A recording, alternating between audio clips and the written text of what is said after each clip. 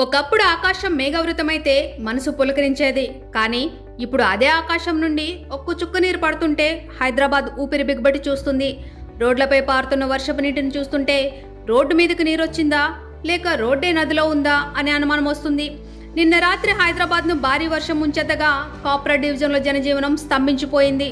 రోడ్లన్నీ నదులను తలపిస్తుంటే గంటల తరబడి ట్రాఫిక్లో చిక్కుకొని ప్రజలు అల్లాడిపోయారు. కాప్రా డివిజన్లోని నేతాజీ చౌరస్తా నుండి కాప్రా చెరువు హైటెన్షన్ రోడ్డు పూర్తిగా జలమయమైంది. మోకాళ్ల లోతు నీరు చేరడంతో వాహనాలు ముందుకు కదలలేని పరిస్థితి. కిలోమీటర్ల మేర ట్రాఫిక్ జామ్. సరిగ్గా అదే సమయంలో ఒక ప్రజాప్రతినిధి ఆ బాధ్యతను భుజానికెత్తుకున్నారు. ఆయనే స్థానిక కార్పొరేటర్ శ్రీ స్వర్ణరాజమణి గారు. విషయం తెలుసుకున్న వెంటనే కార్పొరేటర్ స్వర్ణరాజమణి గారు ఏమాత్రం ఆలస్యం చేయలేదు. భారీ వర్షాన్ని సైతం లెక్క చేయకుండా స్వయంగా రంగంలోకి దిగారు.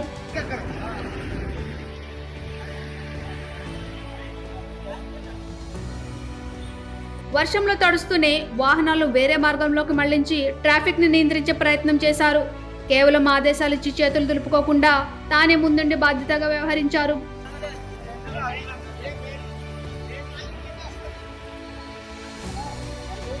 జీహెచ్ఎంసీ హైడ్రా అధికారులతో మాట్లాడి నీటిని తొలగించేందుకు సిబ్బందిని రప్పించారు. నీరు తొలగిపోయే వరకు అక్కడే ఉండి పనులను పర్యవేక్షించారు. డివిజన్ యూత్ కాంగ్రెస్ నాయకులు ఆకుల సంతోష్, మనోజ్ కుమార్, దయాకర్, అభివర్మ, శివ ఆయనతో కూడా చేయి కలిపారు. అందరూ కలిసి గంటల పాటు శ్రమించి ట్రాఫిక్ ను క్రమబద్ధీకరించారు. కష్టకాలంలో తమ నాయకుడు తమ కళ్ల ముందే ఉండడంతో స్థానిక ప్రజలు, వాహనదారులు హర్షం వ్యక్తం చేశారు.